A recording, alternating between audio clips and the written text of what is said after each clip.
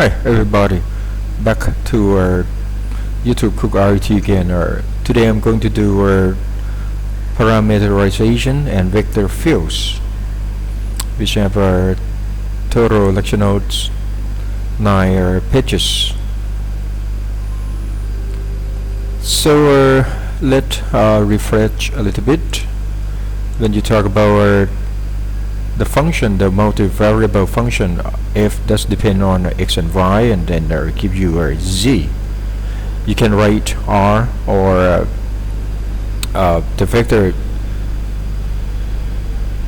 let's say the position vector in the term of I component or x component, j component or y component, and k component. That's the unit vector, or z component in the term of xt, and then yt. That's depend on, or depend, is being time dependent. And you also can find the velocity by differentiate the position vector by dt, and also a equal to differentiate of v with respect to t, or in the term of position vector, r is the second derivative of r with respect to t. And in polar coordinate, you have on the xy plane, you have the radius become the magnitude of r, and then you have the relation x squared plus y squared equal r squared. And in this case, you have our x projection of the vector r on x axis to be r cosine theta, and then y has become r sine theta, and you have the relation omega equal to theta over t in the unit of radian per second, right, or theta equal to omega t. And in the term of vector, you can do by r equal to xi plus yj. That means you start with the vector I, you end up with vector j, and you can find the vector r is from the starting point to the ending point.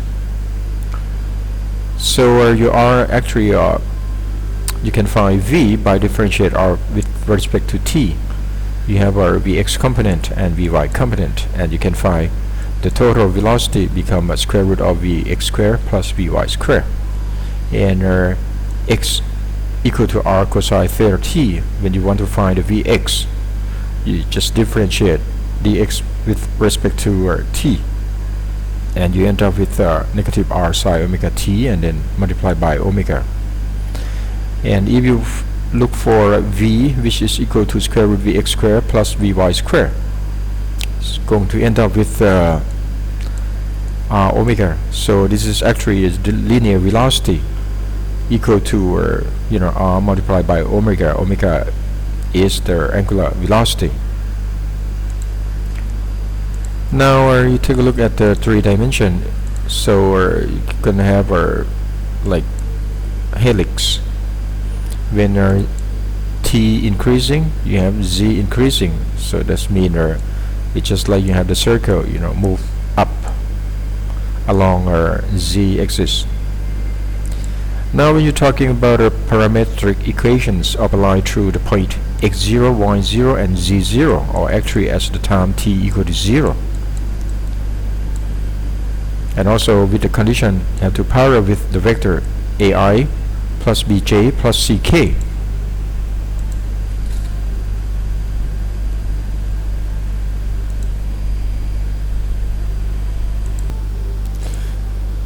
Now you take a look at the with that conditions, you need to take a look at xt, yt, zt. You have another parameter which is the time t, and for xt, you can see that it starts from x0, right, at t equal to 0, and then it moves along with the time t. So when t pass by, you're gonna have x0 plus a. I mean x0 move to the point x0 plus a, and t, right? So basically you can write xt, just pick up this is equation of a line, right? So you have the standard equation, the mt plus c, when m is the slope of the line, and you can just pick up a to be the slope of the line, and plus c, you take the condition at t equal to 0, x equal to x0, so c become x0. Same as yt, you can write yt equal to bt, and then plus y0. Same as zt equal to ct plus z0. Alright, so this has become a parametric equations of a line through the point x0, y0, z0, or at the time t equal to 0, and also parallel with the vector ai plus bj plus ck.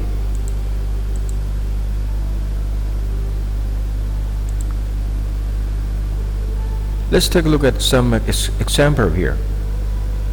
It's going to work opposite around. Before this, we give you the vector equation, right? And then ask you to find parametric equation that's the parallel to that vector and pass to a certain point. But for this case, I already give you a parametric equation, but ask you to find v, or the vector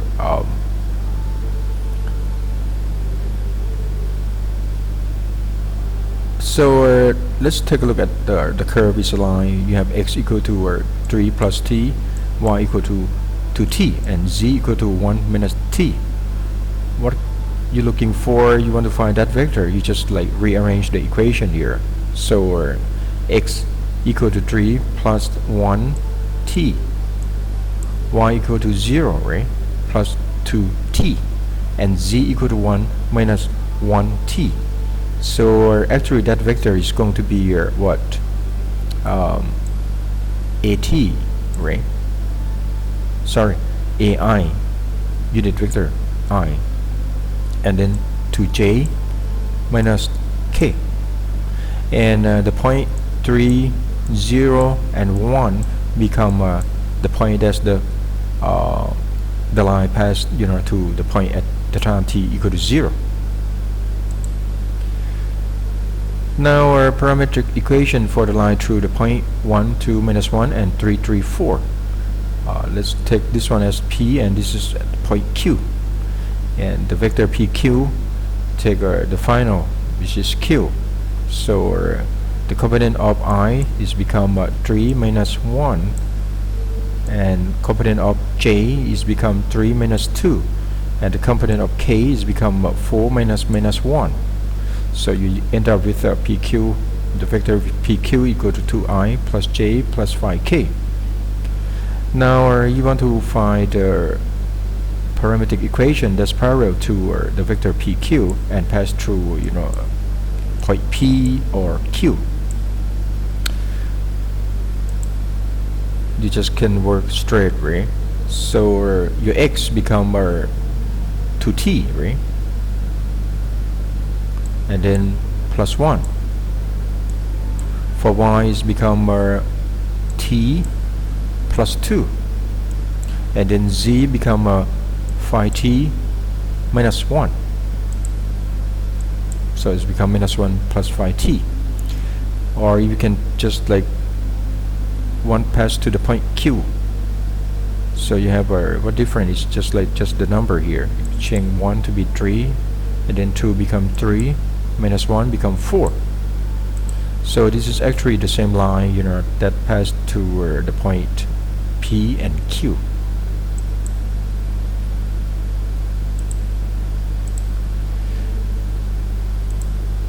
Now let's take a look at the circle of radius 1/2 center at the point -1 and 2. So that's mean at t equal to 0, it's not at the position or -1 and 2. Now for the circle radius 1/2, you can write x1 equal to 1/2 cosine t, right? So this depends on t, and y equal to 1/2 and then sine t. Or you can write include their position point at t equal to 0. So you have 1 over 2 cosine t minus 1, and then for y you have 1 over 2 sine t and then plus 2. So finally you have r t equal to the whole term here. This is the component of the unit vector I, and this is the component of the unit vector j. And you don't have z because we just consider xy plane only, no z. Or you can take a look, you include the component of I, you have x, right? And you have 1 over 2 cosine minus 1.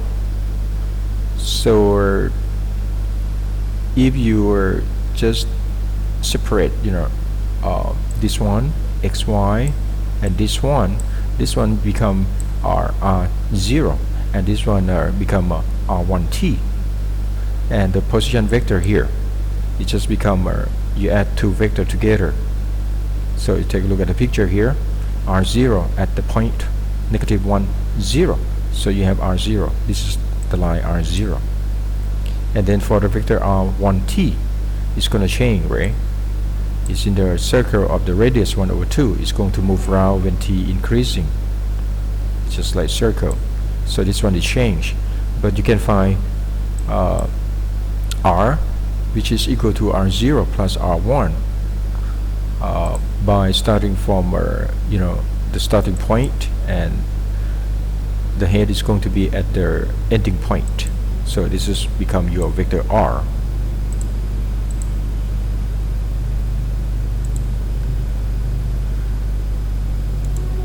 So that's why you can write RT in the term of R0 position vector plus T multiplied by the field vector V equal to AI plus BJ plus CK, and you have the term of the term. Now take a look at the parametric equations for the line passing through the point 2, -1, 3, and -1, 5, 4. So you find the vector PQ. You end up with PQ equal to -3i plus 6j plus k. And also pass to the point 2, -1, -3. So I write R0 in the term of 2i minus j plus k, and also plus t multiplied by R1, right? So this is your R1. And if you take a look at t equal to 0, it turns out to be back to the starting point at R0. And then your R at t equal to 1, you can just put this one as 1.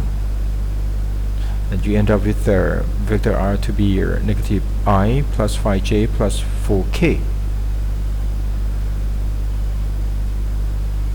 And that's tell you the segment of the line. So you can start from t equal to 0 and end up with at t equal to 1. If you want just limit the segment from P to Q only, right? So this is, you take the condition right here. Next, you take a look at the intersection of curves and surfaces. You want to find the point that the line intersect with some surfaces. The idea is that you have two equations. One is for the line, and the other one is surfaces. So to find the intersection point, it means that it's going to happen at the same time, right? You have R1 depend on T1 and R2 depend on T2. When intersect, it means x1 have to be equal to x2. So you solve for T1 and T2, and you also make y1 equal to y2, right? You need two equations, and there are two cases happening. One, if you find T1 equal to T2, yes, two lines going to intersect each other. But if T1 not equal to T2, that means it's never intersect, but it might pass to the same point at the different time. So you can find that if you can find a T1 and T2 which is not equal, and make R1 equal to R2, yes, it will pass the same point at different time.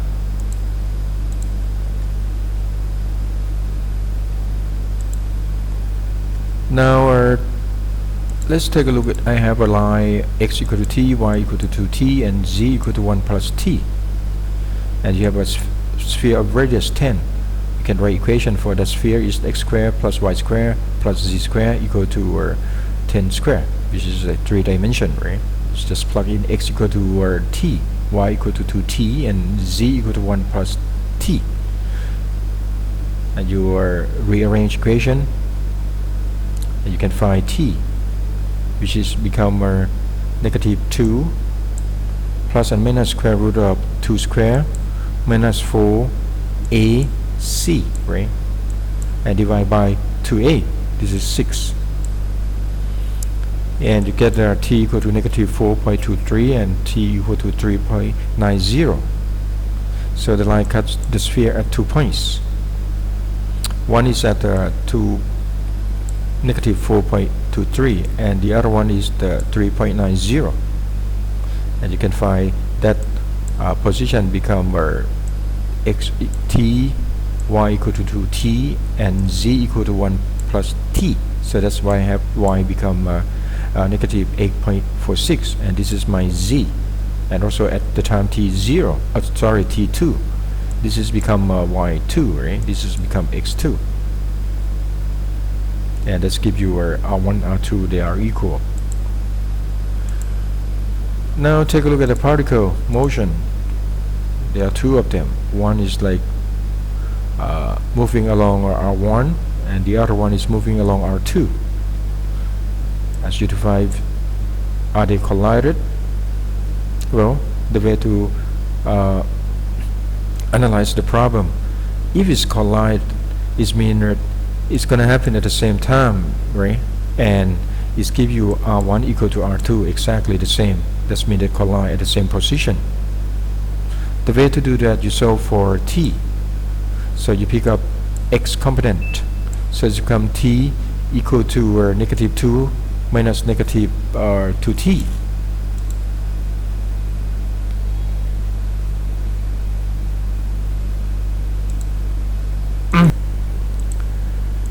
So when you make okay, back to this one again, R1, R2. So you solve for t, for I component and j component and k component, you end up with different terms, right? So this never collide. But you have the question in mind that it ever pass the same point, x0, y0, or z0 or not. Well, that's the way you solve for t1 and t2, right? You pick up two equations because you have two unknown. You have t1 to be 2 and t2 become negative 2, and then you plug into the k component. You can see that end up with you have a different the same k, so it's justified. That means R1 at the time t equal to 2 equal to R2 at the time equal to negative 2. So that means it's ever past the same point but different time.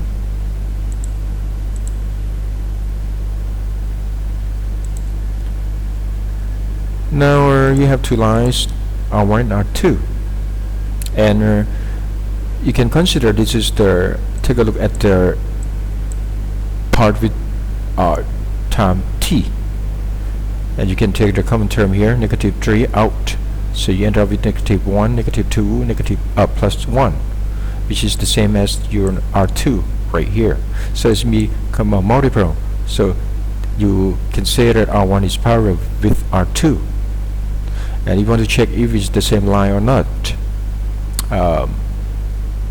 You cannot do R1 equal to R2 because it's going to be a different time, right? You can find the time t1 and t2, that's give you R1 equal to R2. So what you can do is you just pick up r1 at t equal to 0. So you don't have this term, and then you have this term, right? And then you find the time t. Let's make the left of the equation equal to the right of equation. So that's why you pick up r2 here. And you solve for t. Yes, you can find t equal to 2. So that's mean r1 is happen that equal to r2, but it's at different time. So this is actually the same line because they also parallel each other.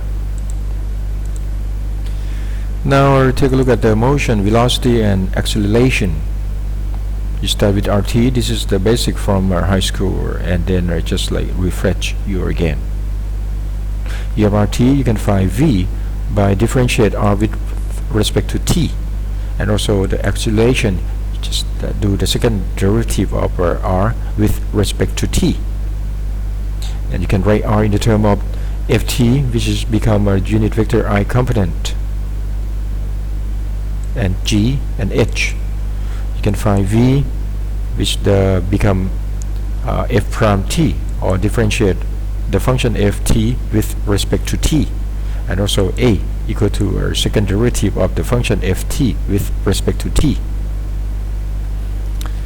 Now let's take a look at if you have r equal to phi cosine omega t I plus phi sine omega t j, that gives you the period 2 is equal to 2 minutes. So your omega equal to 2 pi over t. You end up with omega equal to pi, unit of radian per minute. So you can find v by differentiate r, straightforward, right? You can find the magnitude of v equal to phi omega, which is equal to omega r, as you know before, right? This is the linear velocity, but omega is the angular velocity multiplied by radius equal to linear velocity. And then if you dot v the vector, two vector together, and if it's equal to 0, that means they are perpendicular, right?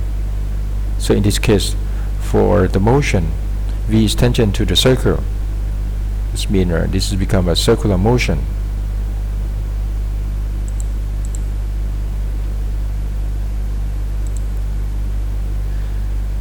And in that case, you can use that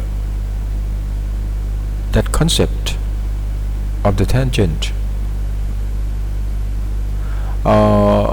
to some problem like find tangent line, at the point 1, 1, 2, when you have r equal to t square I plus t to the cube j plus 2tk. So you can find the tangent of this line is just differentiate, rt with respect to t, and tangent of the line is just pick up let's take at time equal to 1. So you have our v at t equal to 1 become this term 2i plus 3j plus 2k, and also your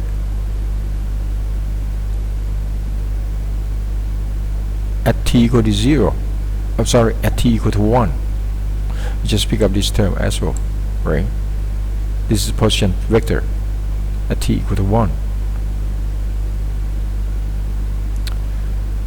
Next one is that you have rt equal to this term phi a, so you just do second derivative with respect to time. So you end up with a equal to omega square r, that you know that before. Omega equal to pi, so it become pi square, r equal to 5, so it's become pi square multiplied by 5.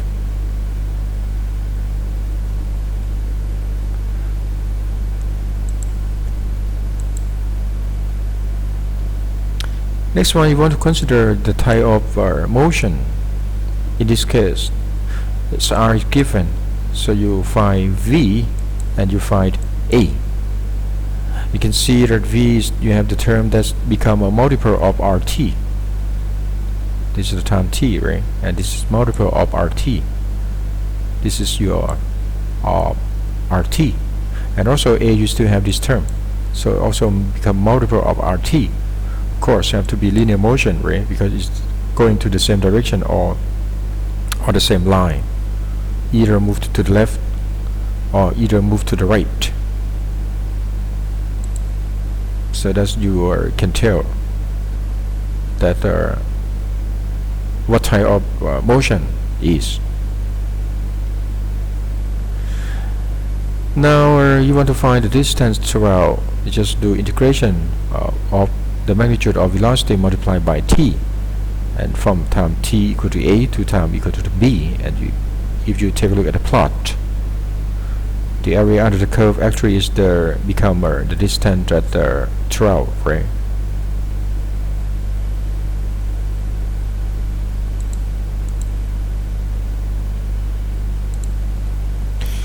Now take a look at the vector fields term of f x y z. Start from vector field in two space. If you have f x y equal to negative y plus xj, you can draw the vector fields on the xy plane.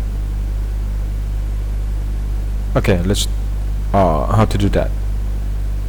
You take the point. It's gonna have so many lines here, but this is just give you the rough idea about how the vector field on the xy plane look like. At this point, you know that x equal to what, 1, y equal to what, 0. You go to the vector field equation, you end up what, y equal to 0, so you don't have I, right? And x equal to 1, so you end up with j. So that's why I have the vector j up here, and the magnitude is become 1, right? And for this one is at what point? You see the tail of our vector is at the x equal to 1, y equal to negative 1, right? So you back to this equation, y equal to negative 1, so you end up with I, and x equal to what, j, because x equal to 1, right? This term end up to be I plus j. This is I, this is positive j, so this is your vector here. So that's why I have this vector. So this is give you the idea how to plot the vector fields on the xy plane. And for this one, f equal to xj, it's look like this. Take a look at this one here. Is at x equal to 1, y equal to 0. Nothing to do with y, because I have only x. So x become to 1, so you end up with the vector fields become j. So that's why you have a vector like this. When x equal to 2, you have the magnitude this one to be 2, so it's longer and longer, right? And for this side, x become to negative, so the vector is like upside down here. Go to our negative y direction.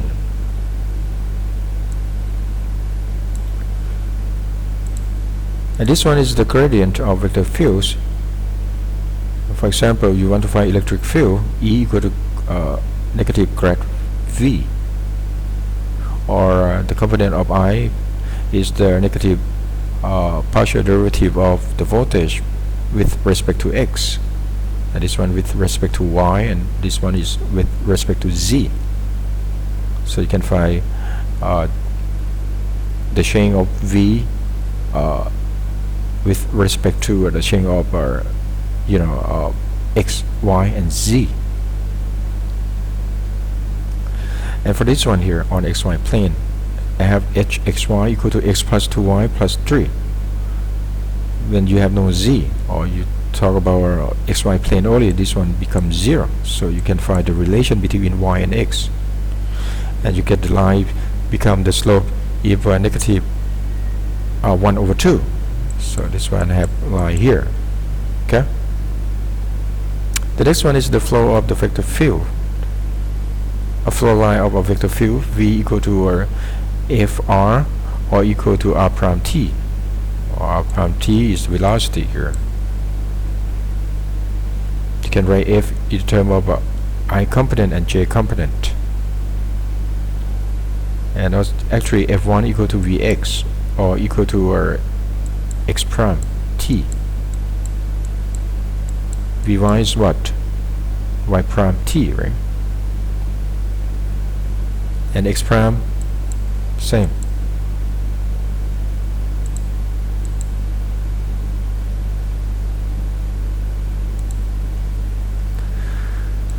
Let's take a look at some example here. Find the flow line or RT of the constant velocity field. Let's give you V equal to 3 plus 4J meter per second, and also with the condition passed through the point 1, 2 at the time t equal to 0. So you are, this is what you are looking for, right? xt I plus ytj. And since this one is given, which is actually r prime, you can find x, just do integration of this guy. So you have 3 dt, end up with 3t plus c, and you apply the the condition, right? At t equal to 0, x is at 1, so you have c become 1, so you end up with xt equal to 3t plus 1, same as y. You integrate 4, you end up with 4t, and then plus 2, because at time t equal to 0, y is at 2. So finally you have rt equal to this guy, 3t plus 1 I plus 4t plus 2j. Now since x and y is in there become time dependent, if you want to find the relation between x and y, okay, we can do that by since the time have to be the same, both x component and y component, so you can write this equation in the term of t. So equation 1 you have to be equal to equation 2. So you have x minus 1 over 3 equal to y minus 2 plus 4. Oh, divide by 4, sorry. You arrange the equation, you have y equal to 4 over 3x plus 2 over 3. So this will become your flow line, right? And also pass to the point 1, 2 at the time t equal to 0.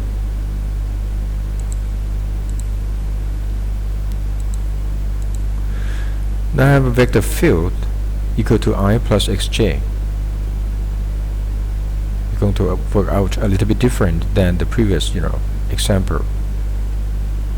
Find the path of motion, or you want to find r, right? So for x component, you end up with xt equal to t plus c. So c become negative 2. You have xt equal to t minus 2.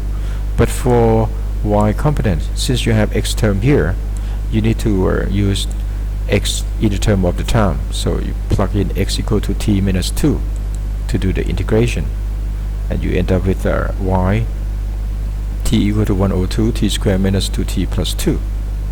So this is your r. And now you want to find the relation between y and x. What you can do is just plug in x equal to t minus 2 or t equal to x plus 2, right? Into y. So that's what I have here.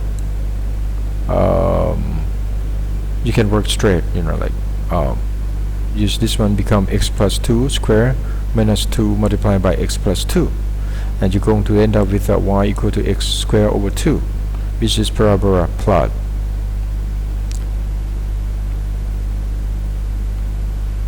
With the vertex at 0, 0, and pass through the point negative 2, 2. So the standard equation for this kind of parabola is like you have y minus b, right, equal to x minus a square, and you have k right here. But since the vertex is at 0, 0, you don't have b, you don't have a, so you have y equal to x squared over 2.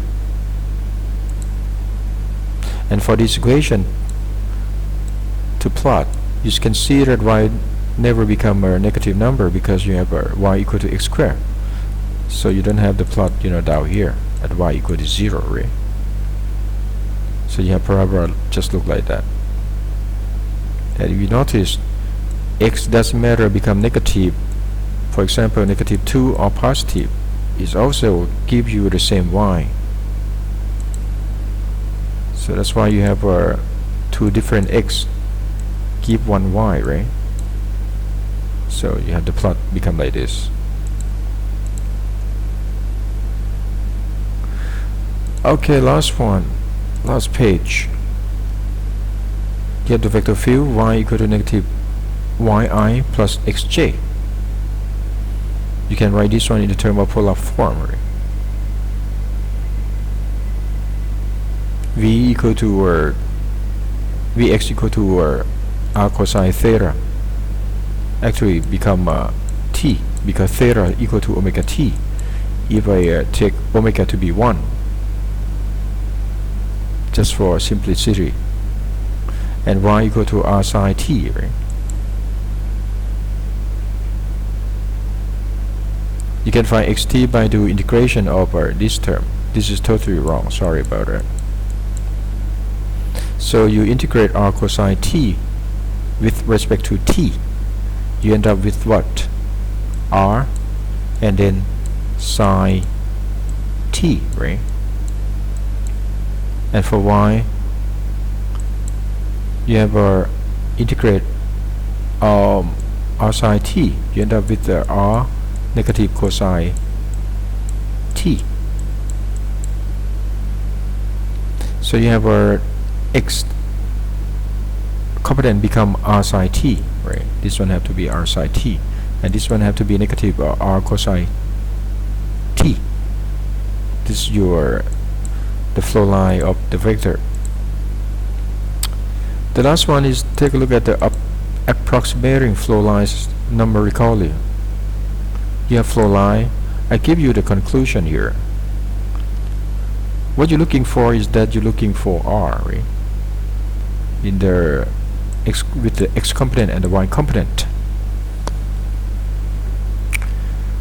You can find you have the relation r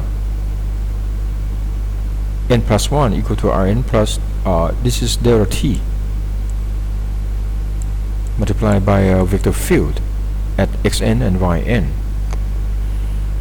or the x component xn plus 1 equal to xn plus delta t yn square, and yn plus 1, this is y component, equal to yn plus delta t multiplied by 2xn square. As you approximate the flow line through the point 1, 2, or is at the time t equal to 0. So this means 1 become x 0 and 2 become y 0. So you apply the equation here. Take n equal to 0. On the left you have x1, right? Equal to x0, which is 1, plus 0.02 yn square, y0 square. So y0 is 2. So you end up with x1 become 1.08, and y1 you do the same. You end up with 2.04. And you can move on to find x2. That means you put n become 1. You have x2 and this is x1, and you already have x1 here, so you just plug it in. So in that way you can keep doing that. You can define many points that become the plot or the flow line of the vector, this vector. Alright, I'll see you in the next YouTube.